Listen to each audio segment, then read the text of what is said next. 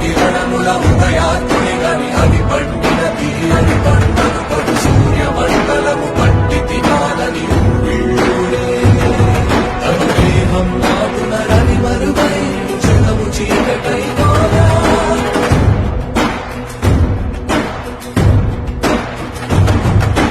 అది అమరేంద్రుడు గమనించి తన ఐరావతమధిరోహించి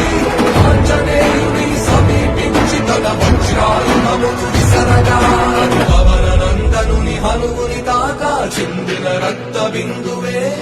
విద్యుద్వేగంతో ధరణి స్పరిమంద కడలిలో చచ్చి